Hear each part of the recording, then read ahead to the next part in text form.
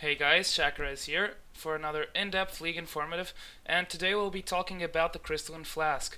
Before I start though, you will see a list on what I'll be talking about today in your screen, so if you'd rather skip the math, there will be timestamps in the description for you to follow. So let's get on to it. With the 1.74.13 patch, the Crystalline Flask changed to the following. Unique passes starts with free charges and refills each time you stop by your shop.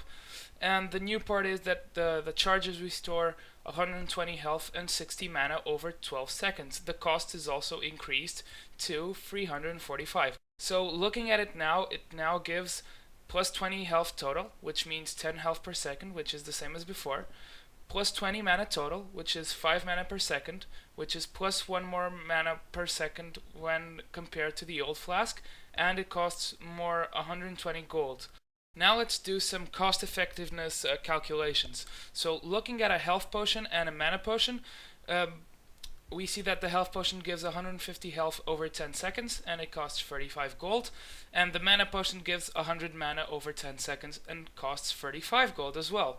So this means health regen is worth 4.29 gold and mana regen is worth 2.86 gold. So now looking at the Crystalline Flask, each charge gives us 120 HP and 60 mana, and this means that using the health and the mana regen values we got from before, the 4.29 and the 2.86, we get that each charge is worth in health 27.97 gold and in mana 20.98 gold. So each charge is worth 48.95 gold. So each restock is 3 times this, which is 146.85 gold. So nearly 147 gold.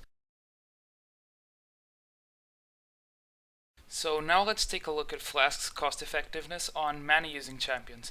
And this calculation, the one you're seeing on your screen, was made by subtracting the cost of Flask by its sell value and then dividing this value we got from the subtraction and dividing this number by the value of the restock. So 345 minus 138 divided by 146.85, and this gives us 1.41.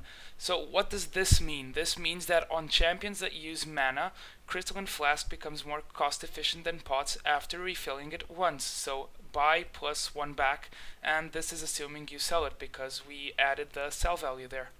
And now you may ask, what about Manaless champions? Now on Manaless champions the restock is only worth 83.91 gold because we're only counting for the value of health since you won't be using mana. So here, doing exactly the same calculations, but instead of 146 putting 83.91, we get 2.47. So on champions that don't use mana, Crystalline Flask becomes more cost efficient than pots after refilling it twice. So that means buy plus 2 backs, and again this is assuming you sell it. So now you may ask, what immediate changes does the increase in Flask's price bring? So a series of combinations are no longer possible, like Flask plus 5 potions plus ward, Flask plus 2 potions plus 2 wards, Flask plus 4 wards, Flask plus 3 wards, one being a pink ward, and this is more for support. Instead, you can only do Flask plus ward plus pot, and Flask plus 3 pots, or Flask plus 2 wards if you're a support, but it's really not recommended because you don't have enough vision. On bot lane, you'll have to back early to get more wards.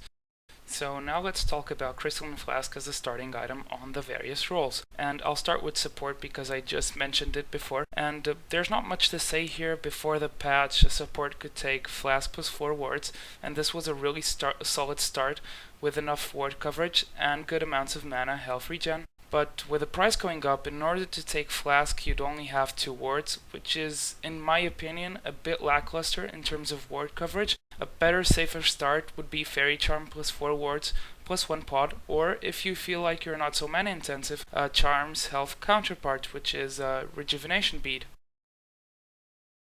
So now let's talk about top lane, and on top lane it's a bit more complicated because we have the Manaless and the mana using champions. Let's start with the Manaless champions though, such as Riven, Garen, Shen, Zed, Kennen, Katarina, Akali, etc.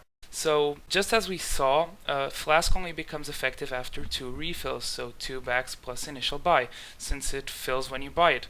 Also, if you want to start Flask, you'll probably go with something like Flask plus Ward plus Pot, and this will give you 20 gold, so since you're the top laner, you can always wait and buy an extra pot. Now, since you're not getting the mana, you'll go into lane with an effective extra 660 HP and 1 ward. Now, comparing this to the only consumable start of 9 pots and 2 wards, this will give you 1,350 HP.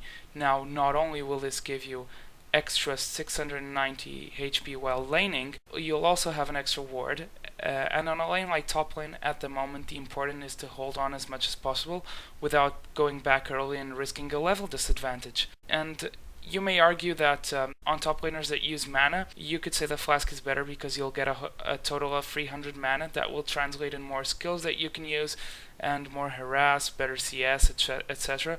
But 3 mana potions can cover that if you want to take them with you. So even if you were to take 6 health potions, 3 mana potions, and 2 wards, that would still mean extra ward coverage, the same amount of mana, and still 240 more HP and potions. So on top lane, I'd say the consumable start seems a bit more attractive. It's only my opinion though. You can still go for Flask on as a starting item. I'd only go for Flask, this is my opinion of course, on mana dependent champions and only after 1 back, since it's still a very cost effective item. As for the starting items for top laners, there are other possible starts. You can take boots plus 3 pots if you need to dodge skill shots, but you'll lose in the ward department and sustain. You can also take cloth plus 5 pots against heavy AD champions, or even cloth plus 3 pots plus 1 ward. Another option is to take an elixir, and this is a bit different. You probably haven't seen it a lot, but elixir fortitude plus 4 pots plus 1 ward is a really solid start. You can save the elixir for when you get ganked and you get that extra health instantly, or you can just activate it for the attack damage and to be able to win trades against your enemy.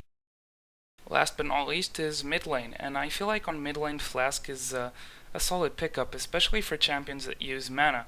If your objective is to farm for late game, I'd definitely start with this, or buy it in one of your first backs. If you don't need that much of ward coverage early, you can take Flask plus 3 health potions, which will give you 110 effective HP and 300 mana. If you want to trade a bit of sustain for a ward near the enemy raves to spot the jungler, feel free to do so too.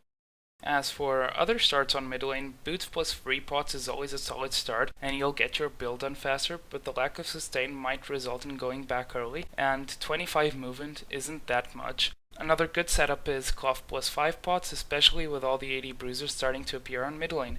If you can keep them from killing you early on, it might just guarantee your success late game. Also, in the next patch, Zhonya's Hourglass will build from Plate of the War Mage instead of Chain Vest, and this new item is 2 times cloth plus Amplifying Tome, so the cloth armor won't be there just to sell it later. That's all for today. I hope you guys enjoyed the video. Please leave a like if you did, leave a comment with your opinion, and subscribe if you'd like to see more content. Not only will we have more in-depth informative videos, we'll also have some interviews with some pros from the scene.